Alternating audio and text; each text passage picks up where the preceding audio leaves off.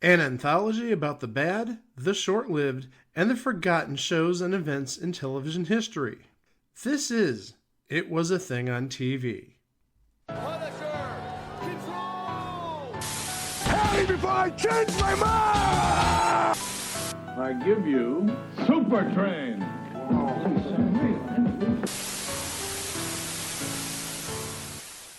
Episode 440, the 2023 Year in Review, Part 2.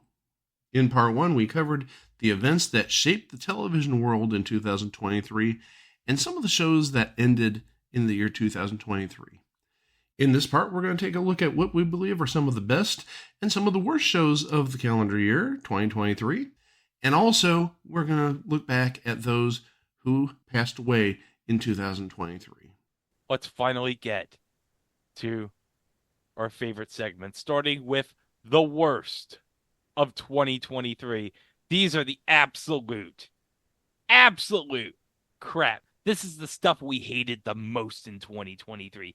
These are the personalities we despise, the events we despise in 2023. So let's get started. Now, Chico, you're going to handle this first one because this made me so enraged at the beginning of the year. This made me so enraged. Remember the beginning of the year, we were watching Monday Night Football. All of a sudden, it was Bills Bengals. Damar Hamlin goes down. Later, it was revealed cardiac arrest. And this is one of those moments where I have to say, you know what? Just let the event be. Not everybody needs a take. Not everybody needs to say something about something. Skip Bayless did not get the memo. Because, of course, you can say the sky is blue, and Skip Bayless will argue to the death that it is somehow purple.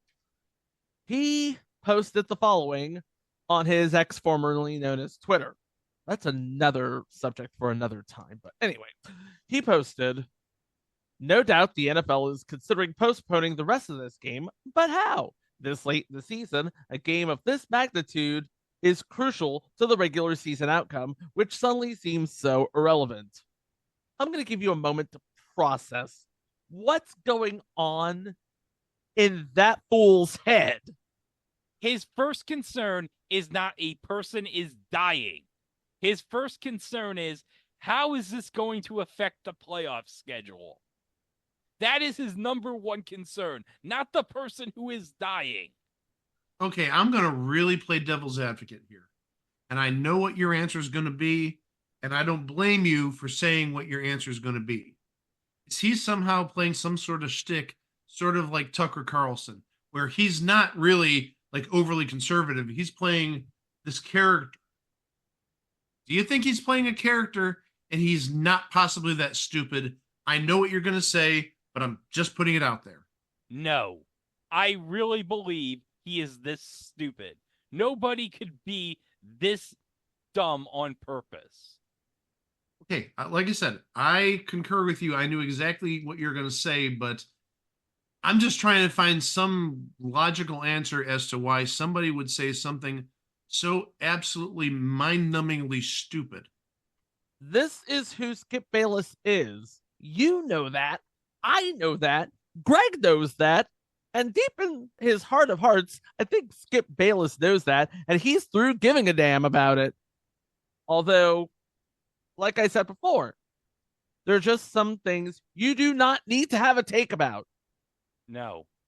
Not when somebody's life is on the line. No. Enough about that. Let's talk about a really horrible person that did a bad thing this year. Because Justin Rowland got fired from Rick and Morty. And Solar Opposites, because they got Dan Stevens, who I remember as the Beast in Beauty and the Beast from 2017. He is the voice of Corvo now. And he is going to be the voice of Corvo in the flashbacks as well. But let's be honest here. Justin Rowland, we all know he did some really bad things. And, well, it's not shocking knowing Justin Rowland. By the way, for the record, the TV charges were later dropped, but the damage was already done.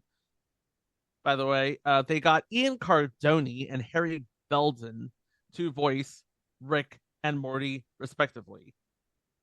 Ian Cardoni is known as a history buff, a Sox fan, a foodie, and an avid fantasy and sci-fi fan. So, good for him, I guess. Whereas Harry Belden is known for another Adult Swim production, Joe Para Talks with You. What the hell is that?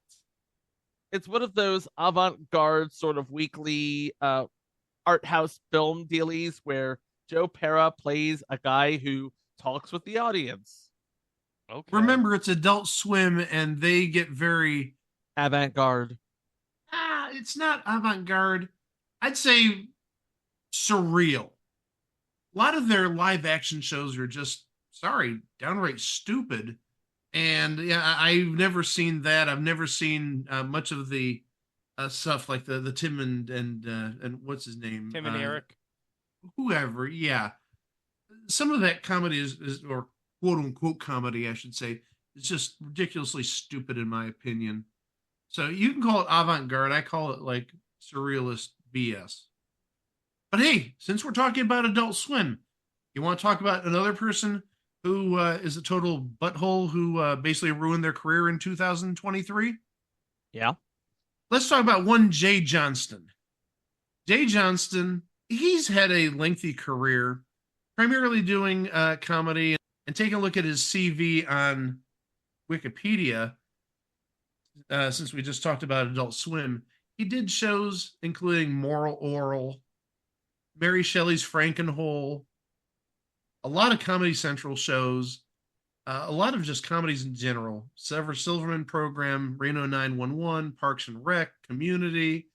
But one show that he's been on for well over a decade is Bob's Burgers. Oh, I know where you're going with this. Well, I'm just, again, for the sake of completeness as to the total buttholes of 2023, I think we need to include him in this. Yes, I didn't expect to talk about him, but yes.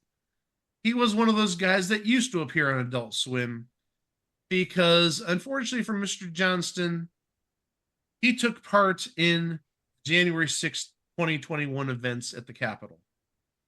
And because of that, he gone. And we've talked about this. We talked about how his character, Jimmy Pesto, is now voiced by Eric Bauza, not John Bauman, Eric Bauza, not Bowser, Bauza. Bowser. We made some references or jokes to him in the past. But yeah, he had a really good gig playing a pretty pivotal character on Bob's Burgers, which is what, in its 13th or 14th season now. And he decided to go to the Capitol, and yeah, that doesn't fly over so well. So he's out of a job, and he's probably blacklisted for life. There's one of my big idiots for 2023, if you will. Let's talk about something in the college sports world that affected not just the television landscape, but everything in college sports. When Apple TV Plus made a terrible bid for the Pac-12 rights, leading to the current realignment in college sports. Which is still going on, by the way. As we record this, Florida State is suing the ACC to get out of its contract and out of the league altogether. And if they succeed, Clemson and UNC are next. Yeah, Florida State's just mad that they didn't get into the BCS playoffs. Hey, you have an undefeated team and you did not get into the BCS, you'd be pissed off too. Excuse me, what year is this? They haven't had a BCS in a decade. Sorry, well, the whatever college playoff... football playoff. Sorry. Okay, whatever they're calling the football playoff this week. But still, the point is, yeah, they're just being really pouty about it. And you know, I'm going to play devil's advocate again. What if you have 5 teams that go undefeated? You can only take 4. I mean, I know they're talking about expanding the playoffs and whatnot, but let's just say you have more undefeated teams than positions. Somebody's going to get screwed. I'll just be honest. I'd rather take Florida State than a one-loss Alabama. I don't know, and I don't care. But let's be honest. It was hilarious seeing all the Pac-12 teams leave. As we've said in the past, next year it's going to be Washington State and Oregon State in the Pac-2 championship.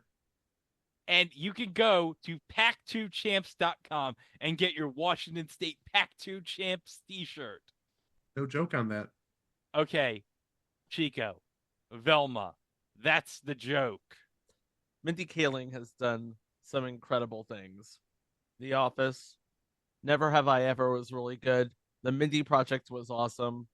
And then there's Velma, which started off as a good idea, but the execution was just not there. It's like you have all these talented people and they're doing this and it doesn't look that good. At the beginning, you get all of these reviews that are mixed to negative, and everybody was thinking, oh, you're just bagging on the show because of its diverse cast and it's not white bread like you wanted it to. And then they watched the show, and all of a sudden it's okay, you know what? Maybe you have a point. The consensus on Rotten Tomatoes: Jinkies, this radical reworking of the beloved mystery team has plenty of attitude and style, but it doesn't have the first clue for how to turn its clever subversion into engaging fun. Just to show you the spectrum of reviews that this show got, Saloni Gajar of the AP Club says, this isn't the Velma we're used to, but it's the Velma we deserve to enjoy today.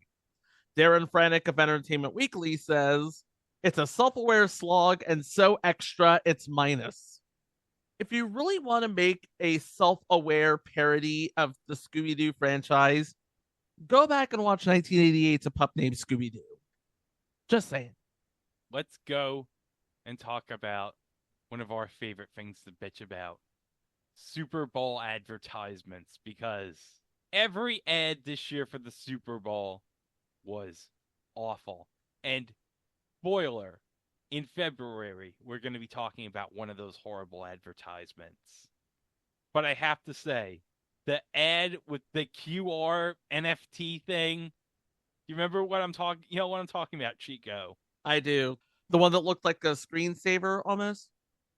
No, it was like a freaking treasure chest, and it's like, scan Oh, this QR that code. one. I was thinking of one from a couple of years ago, but yeah, it's a treasure chest that opens up and there's a QR code, and it's there for like 7 years. Or And it seemed like it was 7 years. And that's all the commercial is, because here we are in 2023, all of the it's like the .com boom, old and busted. The crypto boom, new hotness. And let's be honest, that thing's going bust too. Let's talk about the biggest story that everybody bitched about, because, until Elmo rebranded Twitter as that stupid name, this was the rebranding. Everyone was like, what the F? Warner Did you say Elmo rebranding Twitter?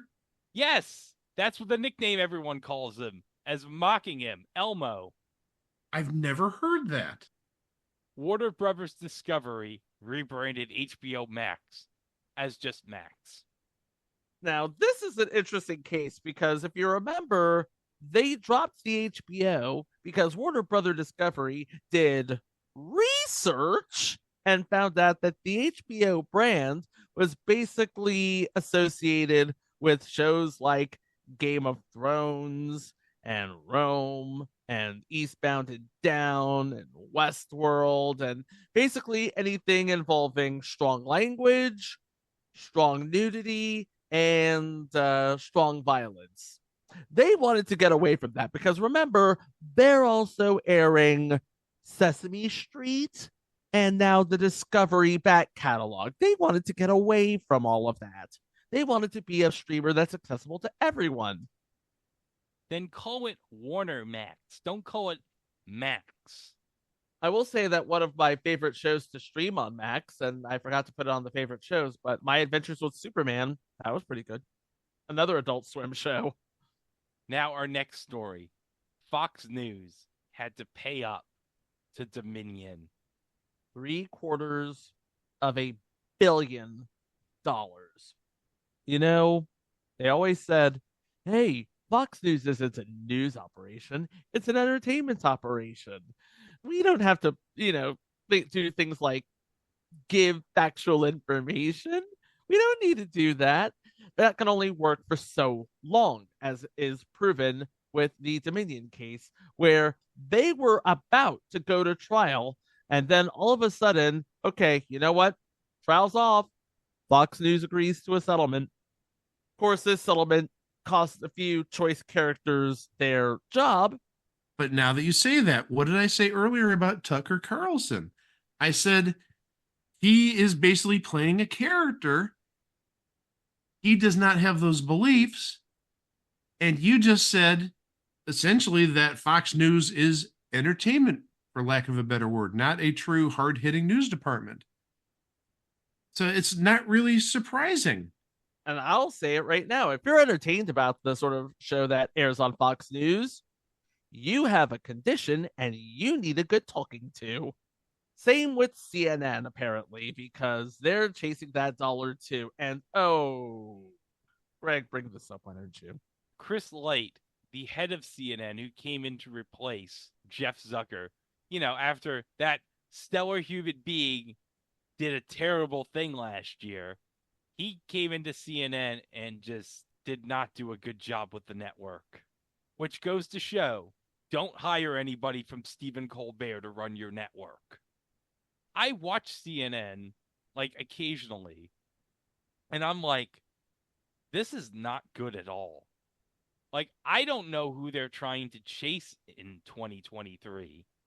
It's like, well, we want to try to be more conservative to get Fox viewers. But it's like, Fox viewers are never going to watch you because you're CNN. So why are you continuing to chase this audience that's never going to watch you? Speaking of things that make no sense, remember when ESPN was the worldwide leader and had a stellar, solid core of reporters, investigators, and talking heads? 20 of them got fired this past year.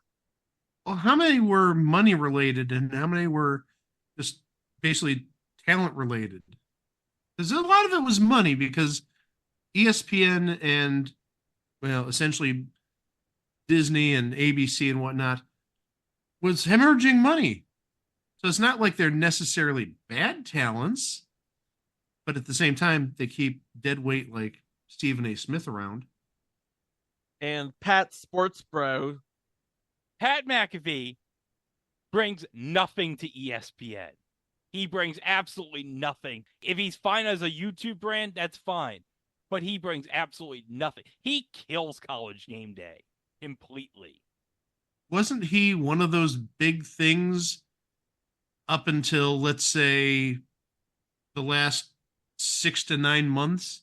Because remember, everybody was like gaga about what Pat McAfee had to say, and now everybody's sort of turned on a dime.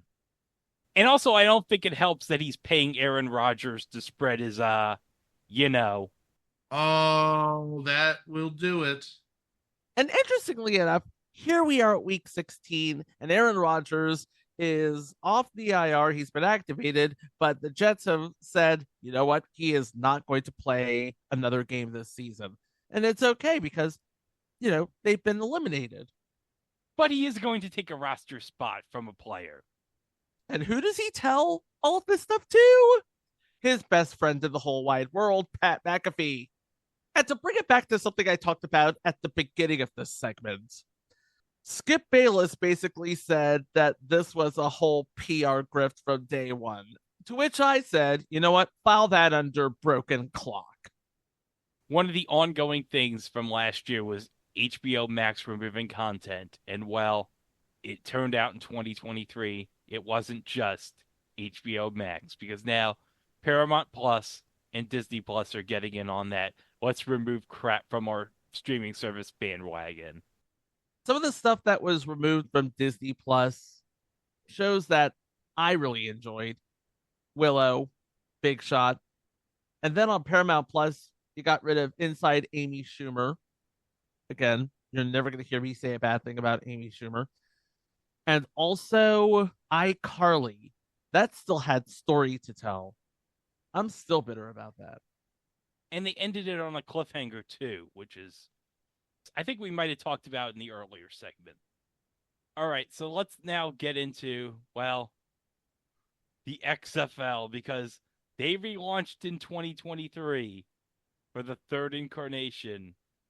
And dear God, some of the problems they had this season were just terrible. Like the case of the Vegas Vipers, who played at Cashman Field. Now, Mike, can you go on about Cashman Field, about how terrible it is for football? I'm glad you put those last two words in there because for a baseball park, it is absolutely gorgeous. The views are amazing. It's very compact in terms of a AAA team. It's great for baseball, but I think we know from other examples. I'm taking a look at Oakland, for example. Baseball parks do not work when they try to double as football parks. Just look at what happened at Wrigley Field whenever they did that Big Ten game. I think usually like Northwestern sometimes does home games there. Wrigley Field is not meant to be a football park. Cashman Field, we could say the same thing. Okay, I'm going to put in the screen share what Cashman Field looked like for the XFL. Okay, here it is. Yep, that was my seat from when I saw Vegas 51's game a few years ago. But again, if you look at it, it doesn't work. Well, also, Cashman Field has absolutely no seats in the outfield. And that happens to be where one of the end zones is. It just is not a good look. It doesn't even look like it's to scale. I mean, it's like the yards, they're supposed to be 10 yards apart, right? It looks like 6. No, it legit looks like your 120-yard field, but you need to remember that one, how far is it from, let's say, not home plate, but from behind home plate where, spectators may be to the outfield wall? That may be, let's say, 430, 440 feet. It's just crammed in there. Look how much room there is on either side behind the end zones. There's no room. Well, that's what I'm getting at. If you look where to the left-hand side of what Greg's showing us, there might be, what would you say, 4 yards, 5 yards? So you're talking maybe 12 to 15 feet. And if you look in the back by where the goalpost is in the outfield, there's like no room there. I don't even see a net there. What happens if the ball goes through the goalpost? Does somebody actually need to be outside over the outfield fence to gather the ball? This doesn't work. Again, beautiful ballpark. It just does not work for football. But also, I want to mention the St. Louis Battlehawks. They got screwed because they were 7-3, and they missed out on the playoffs. While Arlington, who was the league champions, won with a 4-6 record because they took the top 2 teams from each division. Now you know why this league's going to be merging with the USFL soon. So our next thing is the Baltimore Orioles suspended broadcaster Kevin Brown. This is from Sports Illustrated.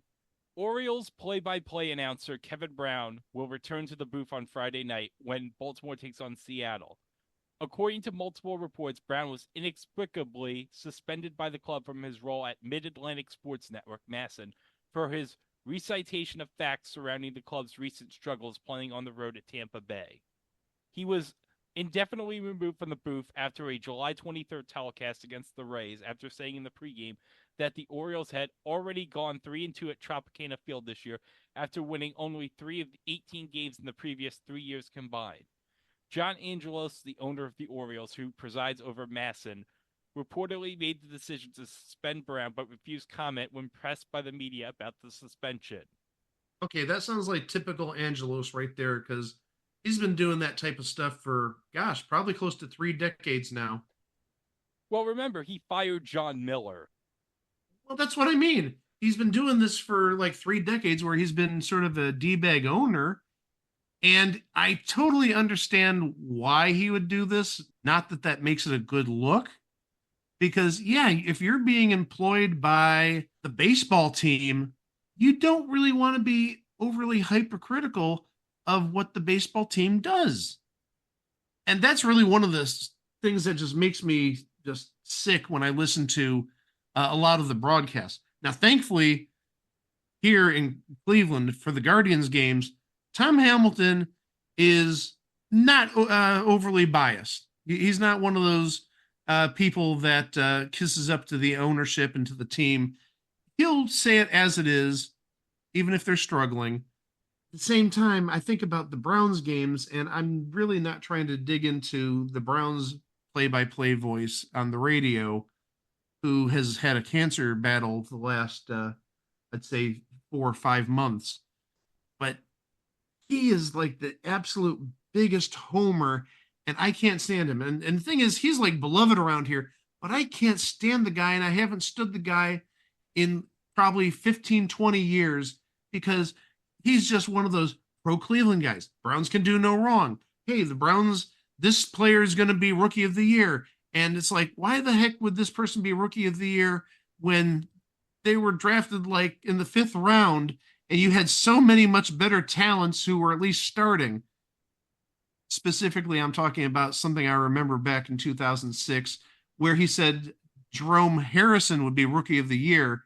He's like a 5th-round running back. And this is the year you had people like Reggie Bush. Who else was drafted in 2006? Was that Vince Young? Yeah, that was 2006.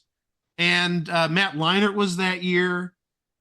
So it's like you had all these good players, and you're touting that this 5th-round running back is going to be rookie of the year. Don't be such a butt kisser. Be objective. I understand remembering who pays your paycheck, but let's be friggin' real. And Leon Washington. Let's not forget Leon Washington was in that 2006 class. He would have been a better pick than Jerome Harrison. Never thought we'd get a reference to Leon Washington on this podcast. And I have like a dozen Leon Washington signed cards. Because of course you do. You know how terrible we talk about how TV Guide's top 50 worst shows of all time is? I think Rolling Stone hired the writer from that list to do this list. The Rolling Stone top 50 worst TV decisions list. And I remember looking at this list, like, why is like half of these choices considered the worst decisions ever?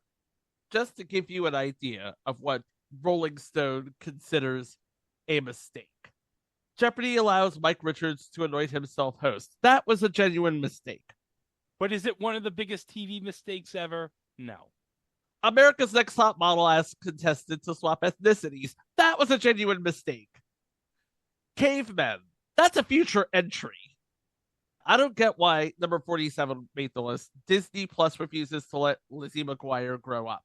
And what did Adam Sandler and Chris Farley do that they had to single out those two as SNL fires Adam Sandler and Chris Farley? What did Rolling Stone have as their top 10? I have it right here. Top 10. Number 10, David Caruso leaves NYPD Blue after one season. Number 9, the networks call Florida for George W. Bush in 2000. Why would you put that in a list of the top 50 biggest mistakes ever? Number 8, HBO, TNT, Showtime, and FX turned down Breaking Bad. Okay, so that may be a mistake for those particular networks, but Breaking Bad made AMC what it is today.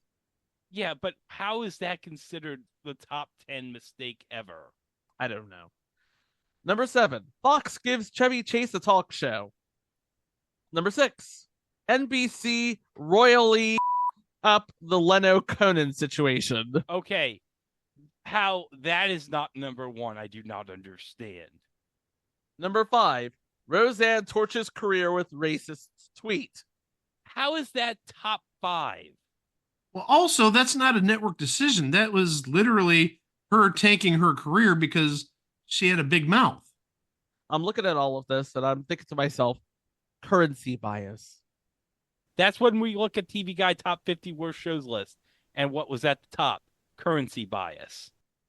Number 4, Norm Macdonald is fired from SNL over hilarious O.J. Simpson jokes.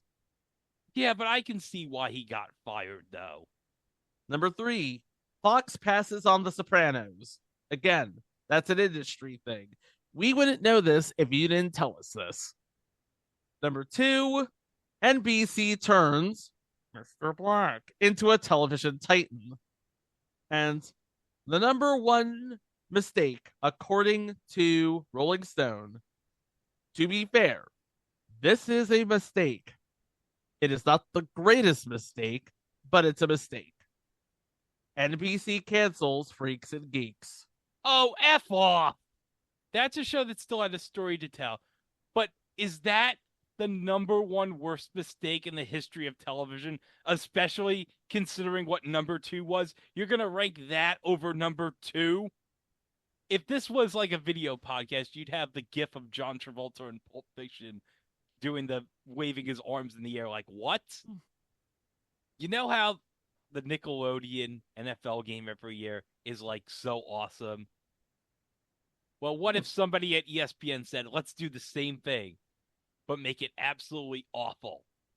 So you're saying it's the Nickelodeon show with blackjack and hookers? Well, that's not appropriate for kids. No, it's the Nickelodeon NFL game with Army Men and Slinky Dog. Okay, that's a lot better than blackjack and hookers. We don't want to take kids down that road just yet. Okay. I'm talking about the Toy Story game that aired on ESPN Plus. And I had the good fortune, despite not having ESPN Plus, to watch it as it occurred on NFL Plus. And let me just say, the broadcast was so entertainingly bad. They had the players in Andy's room, which is like, Chico, can you describe what it looked like? It looked like a child's bedroom with, the clouds on the walls and the sun coming through the window. And there were times when it was just way too bright. There was like this football rug on the floor and a whole lot of action figures as players. The technology they used to follow the ball never made any sense. There was a point where Trevor Lawrence threw a touchdown, and I thought watching it was an incomplete pass. But no, it's a touchdown. Clearly, the technology to track the game was not any good at all. But I got good news, Mike. Do you know who's commenting the ESPN Plus Toy Story game? I do not. Booger. I was actually expecting you to go on some sort of rant about how the Jacksonville Jaguars are overrated. Oh, let me just say, the last couple of weeks they've shown they're overrated. Which good, because Tony Khan deserves so many horrible things. Which is why he got choked out by CM Punk and is now seeing him be back in WWE. But oh god, the Toy Story game. Let's never speak of that again. You know what was a bad idea? Crapopolis. Oh my gosh. I have stuff to say, but I'll let you start. This show got renewed for not just a second season before it aired an episode. It got renewed for a third season before it ever aired an episode. All because of the name of Dan Harmon. And isn't it like revealed like this is also an NFT scam too? What? I think like some of the characters are NFTs. I think it's been reported, yeah, this is an NFT scam, this show. Gosh, I cannot believe that. But also, yet another reason to absolutely love, and I say that sarcastically, love NFTs. No, do not love them. They should be laughed at. This is from Coindesk.com. The show's content will be influenced by fans who own a Crapopolis crap kitchen, a non-fungible token that allows holders to vote on show components, see exclusive token-gated content, participate in gamified experiences like scavenger hunts, access a Discord channel, and attend in-person events with the cast. Yeah, how's that working out for you with the entire NFT market? Boy, that was a thing like earlier this year that's absolutely nothing nowadays. And to make it worse, as if NFT backing wasn't bad enough, the show absolutely frigging sucks.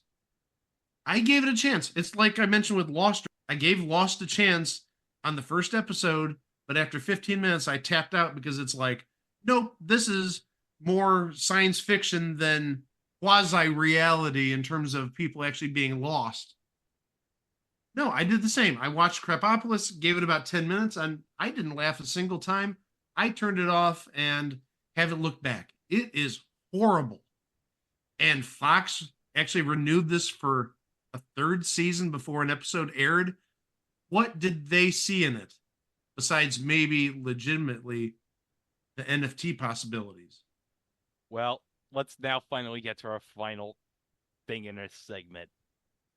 Carissa Thompson makes up a bunch of shit. I have her original quote. This is her on the Pardon My Take podcast.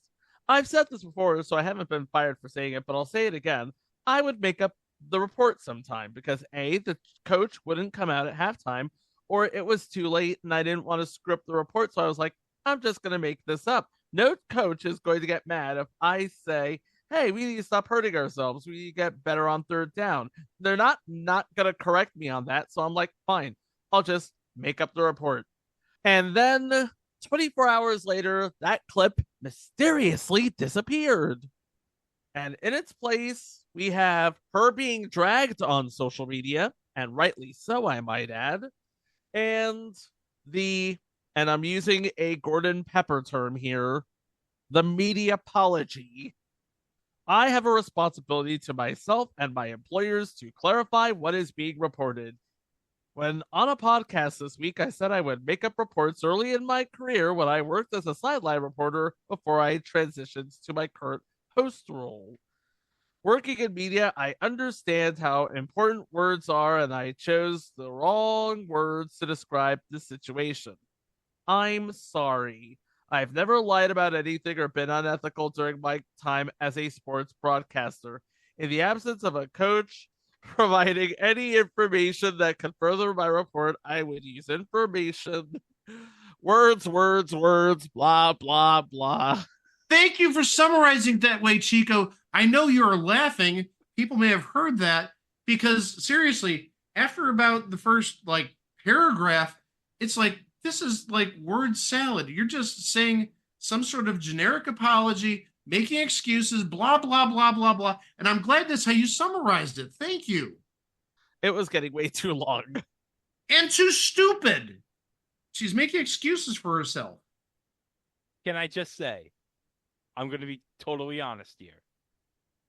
I don't care about this one bit. Well, also, Aaron Andrews has admitted to making stuff up, and I don't see anybody saying jack about her. But look at it this way. Carissa Thompson may have been caught doing a bad thing, but at least she never threatens the president on the internet. Hi, John Schneider. How you doing? Let's real quick go over our favorite shows of 2023. So we got The Last of Us on HBO. I watched it and it stayed very true to the source material. It was very addictive. It was probably one of the best shows on HBO this year. And I've seen every episode of Euphoria because, Sydney Sweeney's in it. Are you going to see that Sydney Sweeney rom-com? I will watch anything with Sydney Sweeney in it. Even Madam Web? Especially Madam Web. The Traitors. What's The Traitors? The Traitors is a reality show where you have a whole lot of people living in a Scottish castle. And 3 of the contestants are deemed traitors. It's like The Mole, but with 3 people instead of 1. And if they can stay hidden, they will split the money. And the rest of the players, the faithful, will get nothing. It's already been renewed for season 2. That's going to drop in January on Peacock. I can't wait for it. And I actually have a list of all the people who are going to be in season 2, and most of them are Real Housewives and one professional boxer, and a former member of the UK House of Commons. Oh, that's fantastic. So most of it's going to be the Real Housewives. And a couple of people from MTV's The Challenge. Oh, that's great. So you Now, have to- hold on. Are they getting Johnny Bananas? They're getting Johnny Bananas. Okay, well, I'm surprised. First thing out of your mouth is, how do you know about Johnny Bananas? What is the deal with him? Just in 25 words or less. He crazy. You got 23 words to go. About, oh gosh, must be about 4 or 5 years ago at this point. Greg knows and Chico knows, and anybody who listens to the podcast with any regularity knows I love my Allen and Ginter. I'm not joking. I pulled out an autograph card of Johnny Bananas like 4 years ago from Allen and Ginter, and I'm wondering who the HE double hockey sticks this guy is. It says The Challenge, but it's like, I've never seen The Challenge. I don't care about The Challenge. Yay, now I know who Johnny Banana is. Quoting the immortal Chico Alexander, he crazy. Our next favorite show is Next Level Chef. But it's not just Next Level Chef. We have in parentheses in the rundown just season 2. Because season 1, they were just trying to find out what kind of show they wanted to be. Season 2 is when they really amped up the crazy. I enjoyed it. That was a really good pick for a post Super Bowl show on Fox there. Even if nobody watched it. But I gotta say, I gotta Get it out of your system, Greg, please. It's like if Gordon Ramsay said, I'm gonna have a cooking show set in the Finders Keepers house. And also, it should be known that Greg and me both legitimately didn't know this was the second season. We didn't know there was a first season. And you know we could watch season 1 on Tubi. Because as we all know on this podcast, Tubi will air any old crap. But also it's owned by the Fox Corporation, so that explains it. Okay, one show I really enjoyed on Apple TV Plus this year was Shrinking with Jason Segel and Harrison Ford. Have you watched that, Chico? I've seen a couple episodes. I have to sit down and watch all of them at once if I'm going to really enjoy it. But I gotta say, Harrison Ford is absolutely hilarious on this show. It's like, I did not think the funniest person on a show in 2023 would be Harrison Ford. But goddamn, he is so funny in this. He should win an Emmy. And it's amazing, like, between that and that Yellowstone spinoff that he's doing on Paramount Plus, like he's doing like the best work of his career at like 80. And he did an Indiana Jones movie this year, so good on him. Bupkis on Peacock, that's the it's like a series sort of based on the life of Pete Davidson. So it's like, if you know how crazy Pete Davidson is, this show kind of gives you like an idea of how crazy the fictionalized version of his life is. I always suggest you watch it. And Joe Pesci's in it. So it's the holiday season, of course, and you're probably watching Joe Pesci for Home Alone. But I gotta say, Chica, one of my favorite shows in 2023 was on, of all things, Freevee. And of course, we're talking about a show in the vein of the Joe Schmo show, In Jury Duty. I really need to see that. I've heard good things about that. Oh, you need to watch it. It is so hilarious. It's basically, it's like, what if we did the Joe Schmo show, but with a trial? But it is so incredibly amazing, the situations that happen on this show. But the one highlight of this show, I have to say, is James Marsden playing a fictionalized version of himself. And the situations that happen on this show are, I don't want to ruin any of it because you have to watch it for yourself, but it is so good. And dear God, James Marsden, I know, is nominated for Best Supporting Actor as himself for Jury Duty. And if he does not win the Emmy for this, I'm going to be so sad because he's so amazing on this. Chico, American Born Chinese. Okay, this is based on an online graphic novel. It features a 10th grader thrust into battle with Chinese gods played by Daniel Wu and Michelle Yeoh. And one of the features on this show is a show within a show called Beyond Repair, where you have Jamie Yao playing Freddie Wong. And Jamie Yao is played by Academy Award winning actor Ke Huy Quan. That's right. And his character within the show is, according to Truth by Consensus Wikipedia, a fictionalized version of himself based on his character of Short Round from Indiana Jones and the Temple of Doom. Oh, you got me right there. But everything else is basically Dragon Ball if the hero was, in high school. Next is Scott Pilgrim Takes Off. Now, this is a sequel to Scott Pilgrim? I know this is on Netflix. Yeah, it's a side story based on the comic book. This is not a sequel to the movie because, the movie is all self-contained, but this takes the characters from the comic book and puts them in a completely different adventure. First of all, Scott Pilgrim disappears after the first episode. And it's up to Ramona Flowers and company to figure out where he is and why he disappeared. And one of the best things about this show, if you're a big fan of the movie, the entire cast reprises their roles. So everybody from the movie is back.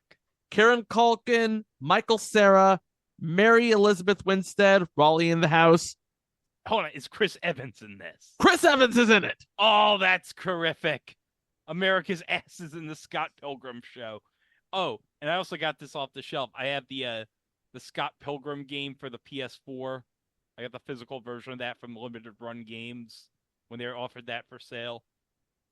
Pretty good. Excellent multiplayer game. So I love that game. I'm always Steven Stills. Of course you are. Colin from Accounts. What is Colin from Accounts? Okay, this is an import from Australia. It premiered on Paramount Plus this year. It features Patrick Bramall and Harriet Dyer, husband and wife team from No Activity, as a couple who care for a dog. It begins with somebody showing off their boobs, and it ends with an injured dog being cared for by said boob shower. And I just started watching this, and if you like accident-prone based comedy, Harriet Dyer does really good physical comedy on this. Plus, the dog is cute. Now get it out of your system. Talk about One Piece. Oh my God, One Piece. This was like the same network that thought Cowboy Bebop would be a big hit. It was not. So then they put Wednesday on last year. That turns into a big hit. One Piece is this year's Wednesday.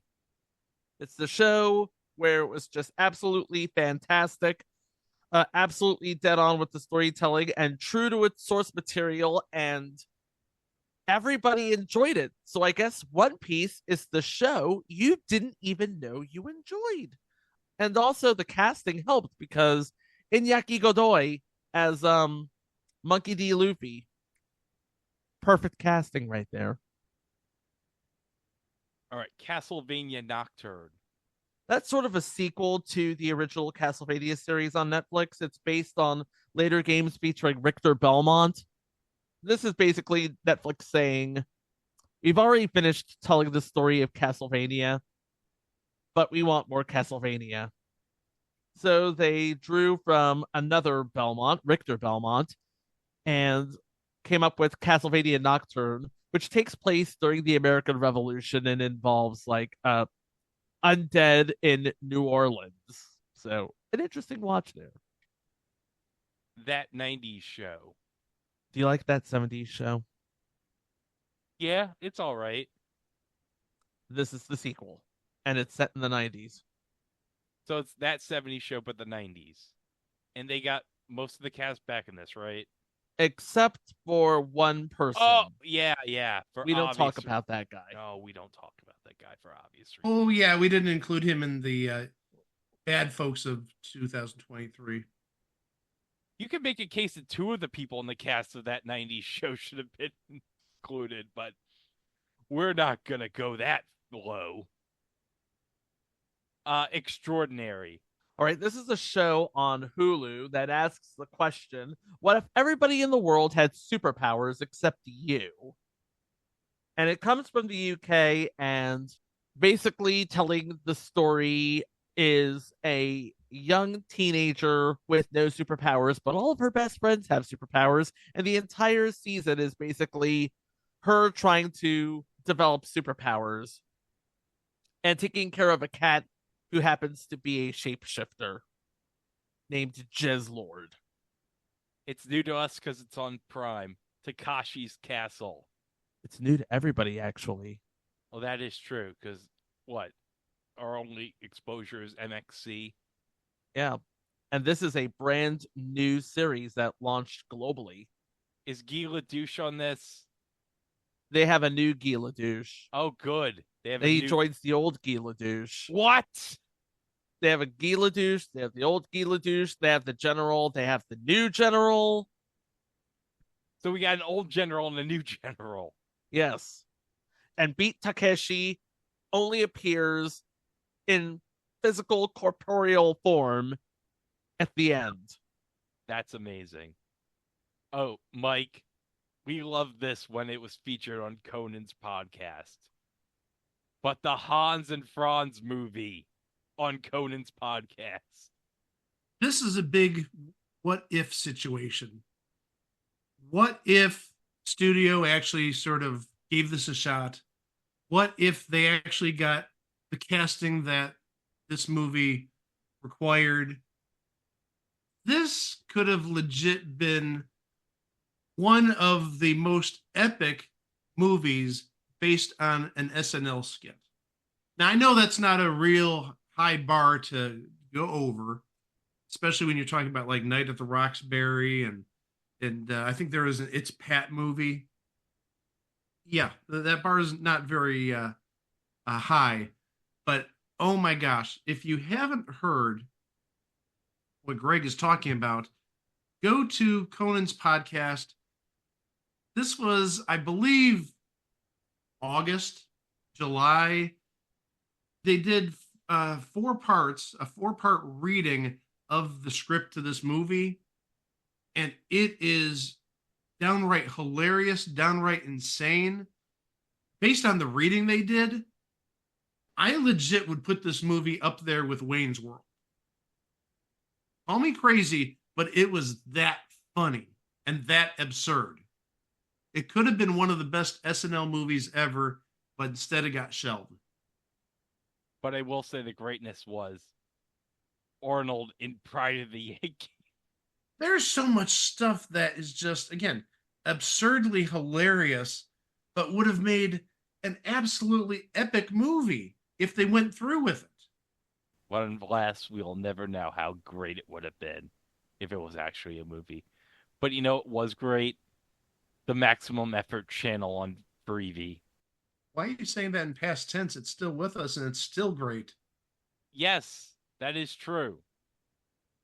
Because where else can we go for both 15 and Alf? And the Kids in the Hall. And Sports Night and Mad TV. And Discontinued. We're going to just ignore Discontinued with Bruce Campbell? But summing up what Greg mentioned, and also what Chico and I added, it's a great channel. The problem is, good luck finding it. The place that I watch it is Plex. It's not on Pluto TV. I don't know if it's on Freevee, but I don't use Freevee because I'm an Amazon Prime subscriber. It's on Freevee. Okay, so there's some accessibility there. But again, it's not on the big ones. It's not on Pluto TV. And I don't even know what would be second place. Pluto TV is like number 1 in my opinion, but it's on Plex. So definitely watch it. It's really a good channel, a clever channel.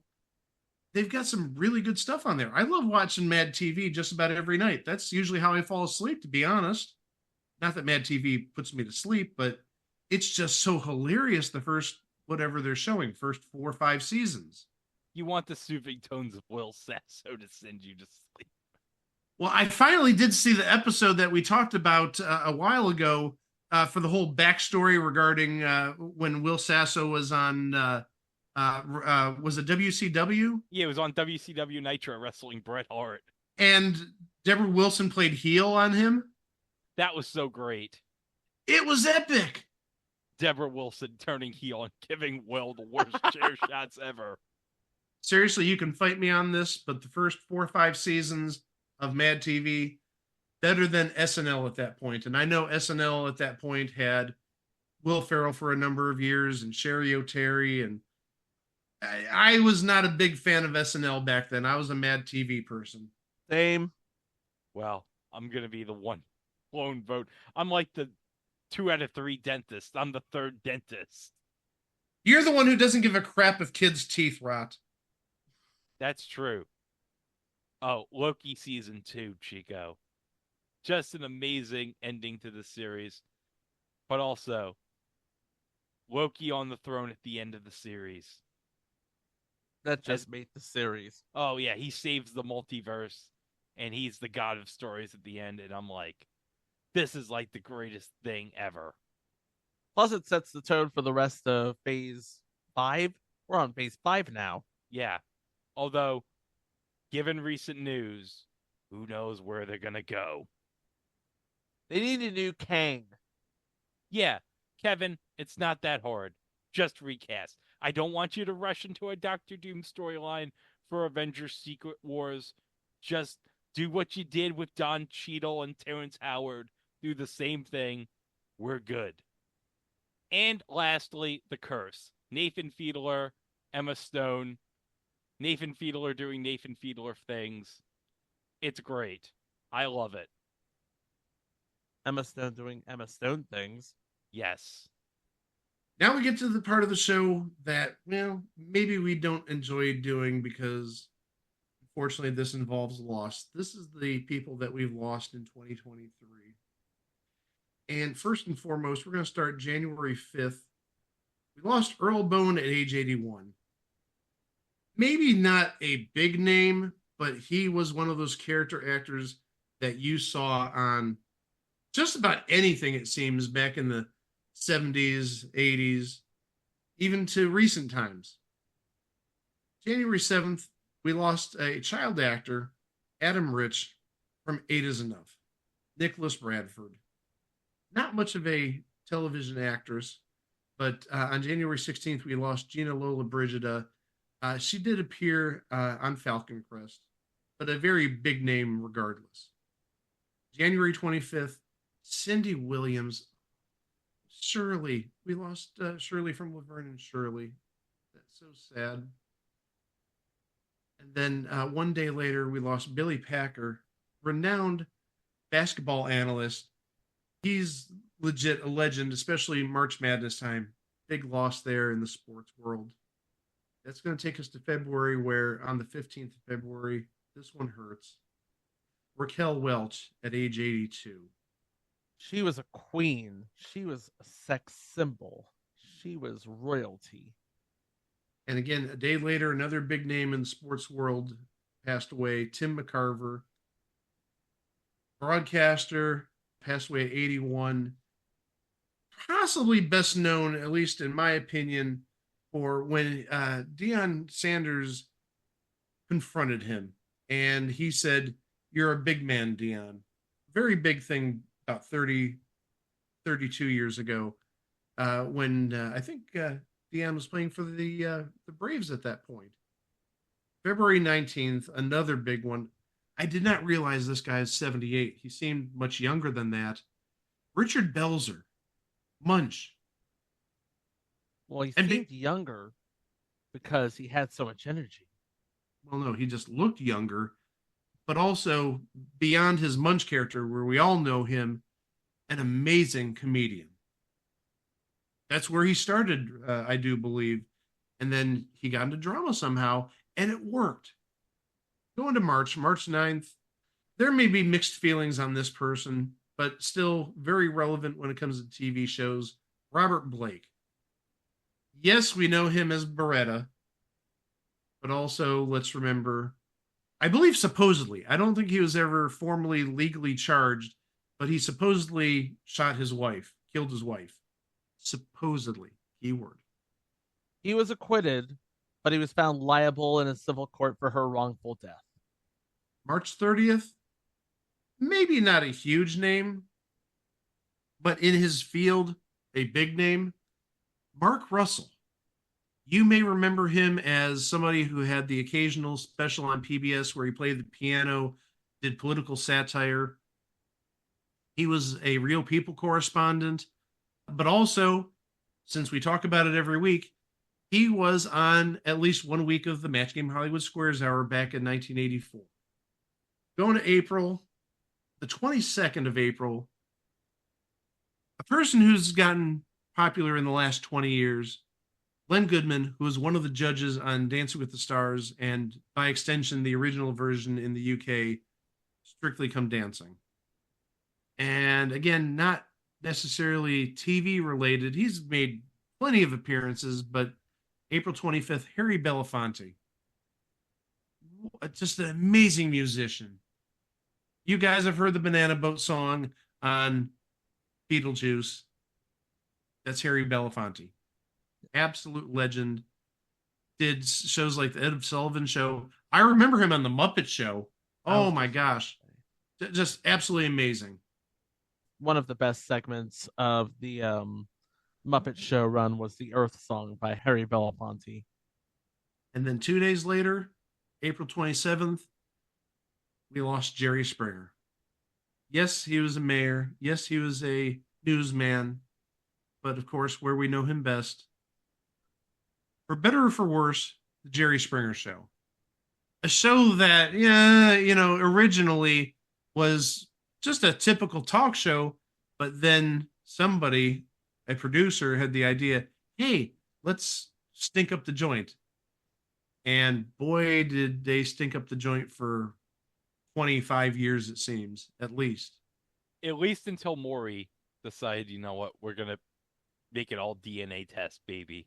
But Maury, I don't think, ever went the Jerry Springer route in terms of having just like strippers and fights between family members. Maury just stuck to like family drama, DNA tests, and Teens Gone Wild. Like that one time Eric Cartman was on. I do what I want. Whatever. Well, you know what they say about the Jerry Springer Show? Charting the downfall of mankind in real time. I do what I want. Whatever. So again, for better or for worse, Jerry Springer, talented person, decent enough host. Unfortunately, powers that be made him go a totally different direction with his show. That's going to take us to May. I'm going to start May 6th. Not a TV personality, but somebody whose comments and actions were very pivotal on the TV landscape. I'm talking about Newton Minow, who is the FCC chairman who called TV as a vast wasteland. Very famous line by Newton Minow. May 9th, we lost, I want to say, one of the biggest actresses in soap history. And I don't think that's overstating the case. I think when you talk about soaps, first and foremost, you've got Susan Lucci. But really, I think that second place pedestal goes to Jackie Zeman, who passed away only 70. It seems like she had been working like longer than that. I mean, I remember Jackie Zeman back in the 80s. So, I mean, yeah, she would have been probably in her 30s at that point. She just was like a fixture on daytime TV. May 11th, we lost Barry Newman at the age of 92, another big name, another known name. A name we've actually mentioned recently in the last week or two. May 15th, Sharon Farrell. She passed away. We mentioned her on Young and the Restless. We just mentioned her, I forget what show it was in the last couple of weeks. I know we've done so many shows the last couple of weeks. But I mentioned that on the first week, Match Game had the Star Wheel. She was on the panel. And she looked kind of clueless, with all due respect to her. But yeah, again, a name that we've mentioned actually quite a bit in recent times and did pass away this year. Another quasi actor, but a big name nonetheless, Jim Brown. We're talking about the Dirty Dozen. We're talking about a number of movies in the 70s, but also he did some acting. He was in I Spy and Chips, but he's probably the single greatest running back in NFL history. Yes, I'll say that Barry Sanders is up there too, but Jim Brown was the original really good running back. May 21st, we lost Ed Ames. He played Mingo and Daniel Boone, but that's not his big role in TV history. You've seen this, and if you haven't seen this, go to YouTube. It's there. It's hilarious. He was a guest on The Tonight Show with Johnny Carson back in the, I want to say, mid-60s, and they did a hatchet throwing exhibition. And obviously nowadays axe throwing is like really big. So Ed Ames was throwing the hatchet, and he got the guy, the model that was painted a silhouette on a piece of wood, but the hatchet landed square in the genital area. And supposedly at that time, that was the longest sustained laugh in television history. I mean, you can't make that up. That's something that's just on the fly, just random chance happened, and audiences died. Again, if you haven't seen it, go see it. It is epic. May 24th, George Maharis. He was on Route 66. Big name back in the 60s. Another name, maybe more well known for other endeavors, but June 6th, we lost Pat Cooper. Amazing comedian, hilarious. He did so many things. He was on Seinfeld. June 8th, again, not a TV personality per se. The less said, the better. We'll keep it really fast. Pat Robertson, 700 Club, CBN. That's all that's going to be said. June 28th. This is a name I think a number of us may have gotten through many long Sunday nights 20 years ago, 25 years ago, by listening to this woman. Specifically listening to this woman talk about sex. Sue Johansson. Don't lie to me and tell me you never saw Sue Johansson on Oxygen late at night on Sundays talking about sex. I didn't because I don't have Oxygen. No, I was going to say you're lying because you saw it every Sunday. No, but seriously, on Oxygen, this old Canadian lady would come and talk about sex and talk about the different parts of the anatomy and whatnot. It was compelling TV. It really was.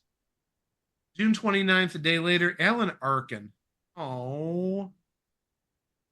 Obviously, Adam Arkin's dad, but also St. Elsewhere, Chicago Hope, a definite known entity. July 6th, Jimmy Weldon. He was a ventriloquist, but also, oh, I love this character. He voiced Yankee Doodle. I can't do Yankee Doodle, but you know who Yankee Doodle is. Yeah, I don't think I could have done Yankee Doodle. I appreciate your effort there. Let me try. Yankee Doodle. No, it's What was that? He had that like was a Gilbert Gottfried. That was. It was closer to Gilbert Gottfried than Yankee Doodle. I mean, Chico had it with that sort of ducky voice. It's like a baby Donald Duck you got to do. That's Chico is, like I said, he's a lot closer than whatever you're trying to do, Greg, with all due respect. July 23rd, again, not a big name, but I remember this person from the 80s for two shows, actually, one more than the other. Inga Swenson. She played Krause on Benson, but also she had a recurring role on Soap. I don't think related to the Benson role. So she was in that family, Soap Benson, that younger wit family, if you will. Oh, this one hurts. July 30th. This guy was my childhood, specifically from about age 11 to like 14. Paul Rubens, Pee Wee Herman. I don't even know what else we can add. Pee Wee Herman was just absolutely legendary. August 8th, we lost the voice of Dale Gribble on King of the Hill, Johnny Hardwick. We've talked about this woman. She passed away on August 18th. Nancy Frangione. We talked about her on Match Game Hollywood Squares Hour. She was also on Another World, but the place that we've sort of mentioned her is who her husband is. And we just talked about him in the last week or so, Christopher Rich. Where we talked about Christopher Rich, we mentioned him on Reba. He was a guest on a couple of shows we've talked about in the past, including Match Game Hollywood Squares Hour, but also, and I think this is on the list for next year, he was Prince Charming on The Charmings. August 24th, maybe again, not a big name, but very relevant in certain aspects. Arlene Sorkin. She was on Days of Our Lives. She was a co-host of America's Funniest People for a number of years. But the biggest thing is she was the voice, the original voice, I should add, of Harley Quinn. Yeah, on Batman the Animated Series. August 26th, and I know this hurt a lot of people. Bob Barker. Almost made it to 100. Going to September 27th, we lost Michael Gambon, age 82. October 5th, we lost Dick Butkus at age 80. Again, big football player. But I think where us three remember Dick Butkus is he was an occasional character on My Two Dads. Well, also he did football commentating, but from an acting standpoint, the three of us, I think, really remember him from My Two Dads. September 25th, we lost David McCollum, who was known for being on Man from U.N.C.L.E. and NCIS. October 14th, Piper Laurie. Catherine Martell on Twin Peaks. And you know how much we love our Twin Peaks around here. Yes, and also Carrie's mother and Carrie. And then, this one hurt October 15th. Suzanne Summers. Oh. Where did we see her? Obviously, Three's Company, obviously Step by Step. Just an amazing personality. And let's not forget the Thigh Master. That was her gig in the 90s, so you definitely can't forget that. October 26th. This one got me personally. Richard Mall. Bull. I know he also did Two-Face on Batman the Animated Series, but Bull Shannon, he was like my spirit animal growing up. I related to him so much as a kid, just being sort of oddball, being sort of taller, bigger than everybody. Just an amazing, amazing person. Hilarious. And then 2 days later, this is just getting from bad to worse. We went from Suzanne Summers to Richard Mall to Matthew Perry at 54. And yes, we make fun of him to a point being on Second Chance, Boys Will Be Boys. But we all obviously know him from Friends. And even the newest version of The Odd Couple. And I gotta say, the newest version of The Odd Couple, that was really good. Him and Tom Lennon were excellent on that. I definitely agree with you on that. Definitely an underrated show that could make a case of still being on the air. November 25th, another innovator, just somebody who created some amazing, albeit trippy TV shows, but you need to give him credit where credit's due. Marty Krofft, HR Puff and Stuff, previous entry Lidsville. He just did like everything. And actually, recommendation here, go listen to the episode of Gilbert Gottfried's Amazing Colossal podcast of Sid and Marty Krofft. They just re-released it as like an encore episode right after Marty Krofft's passing. It's from like 6-7 years ago. Great interview. Absolutely amazing what the two of them did. Now, December 5th. I think this is inevitable, but even though it was inevitable, it still hurts losing him. Norman Lear, maybe one of the most important, prolific producers in television history. All in the Family, Maude, Sanford and Son, Good Times, The Jeffersons, One Day at a Time. We could go on and on about all the stuff that he did, all the great stuff. I mean, yes, we talked about Hot L Baltimore. We talked about A Year in the Life. He's going to have some bombs, but seriously, All in the Family, Sanford and Son, Maude, One Day at a Time. Some of the best television shows in TV history. But 101, bless his soul. That is just amazing. I hope I can do what he did at 101. I hope I can be alive at 101. But he was still working up until a week before his passing, believe it or not. And what he was working on, he was doing a reboot of Mary Hartman, Mary Hartman. I don't remember all the details, but supposedly it was something for like, it's supposed to be on TBS, but TBS sort of changed strategies. Instead of doing all comedy, they're going like in a different direction. Because you remember they had like The Last OG and Miracle Workers and these comedies.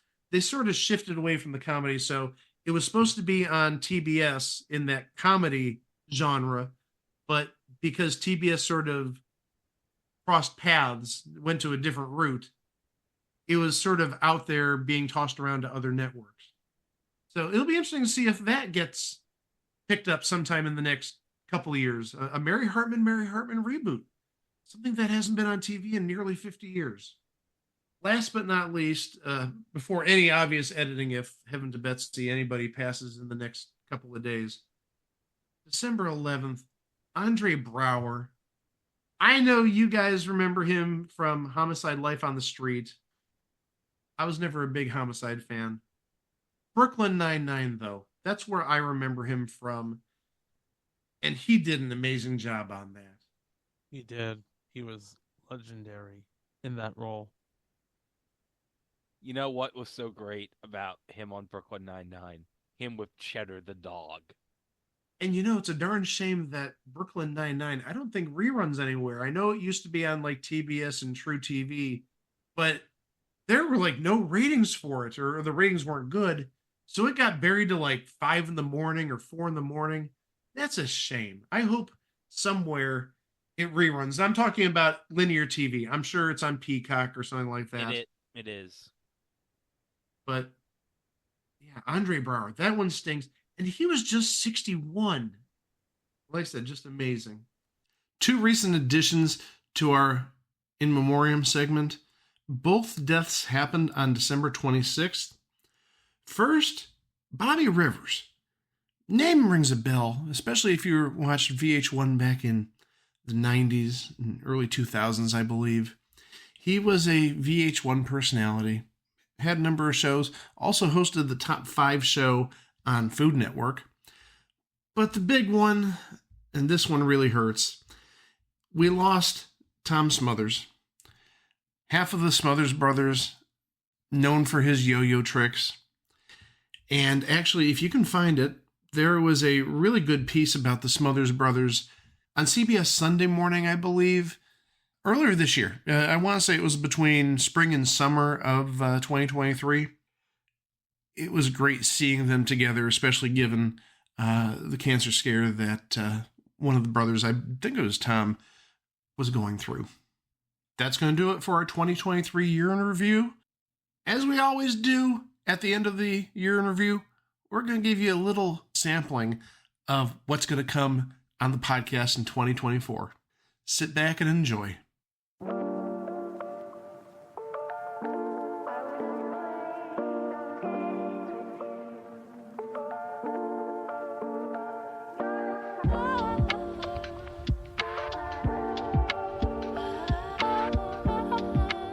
I'm Adam Scott, and I'd like to tell you a little bit about my new ABC family drama, Don't. It's a cautionary tale of one family's journey into darkness and ultimately light. Sorry? Oh, no, I'm being told it's actually a Ryan Reynolds produced family stunt show. That'll work too. Rob Gronkowski kicking for $10 million. His trainer, Adam Vinatieri, with the Gronkowski family looking on. Here we go. The kick is up. It's no good. He missed it. I used to live on this street. 7 years ago, I supported a wife, 2 kids, and 3 bookies. Then one day, my luck ran out, and like any right-thinking horse player, I ran with it. Let's go to Ken Jennings, and even 20 grand going into final. Who is Jones? And we will accept that in terms of female athletes. There aren't that many. And you've got $17,201 more for a 37,201 total, and you become the Jeopardy champion. Hi, I'm Johnny Bench, and this is the Baseball Bunch. Sam, Kate, Harold, Ozzie, Rick, Freddie, Michelle, Louie, with the Dugout Wizard, the Chicken,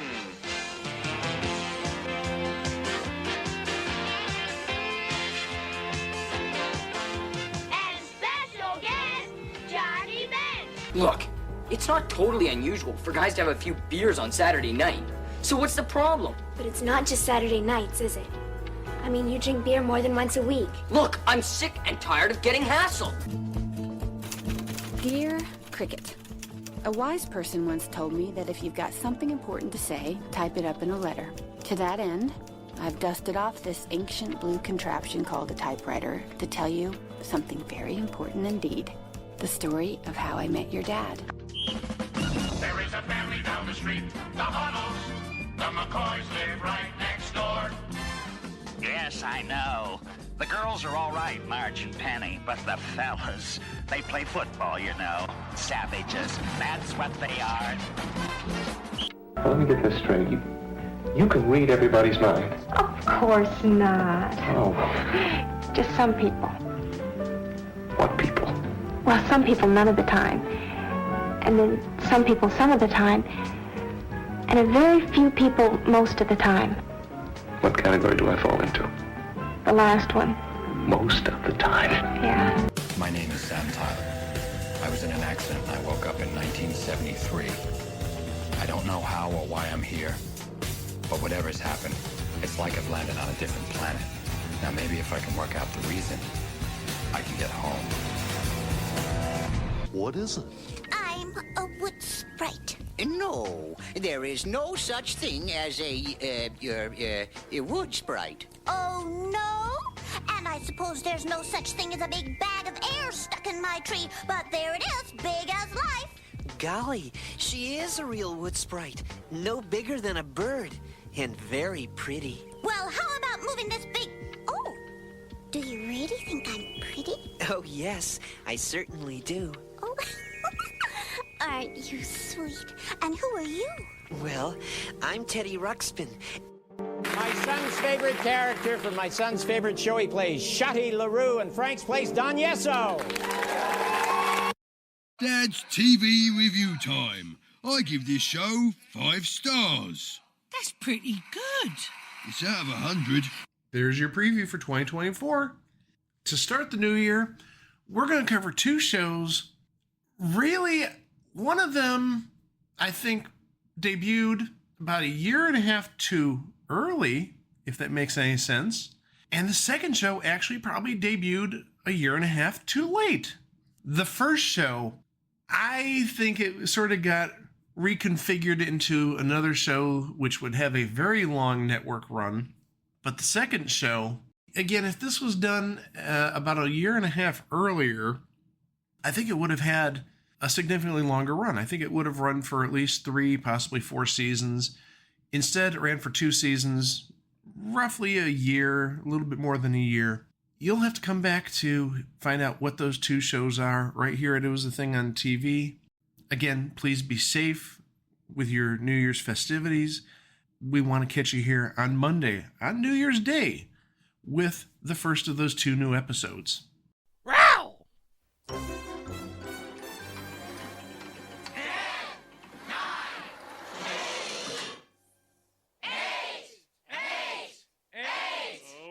this horrible year never end? We've never lost a year before, and I'll be damned if we're gonna lose one on my shift.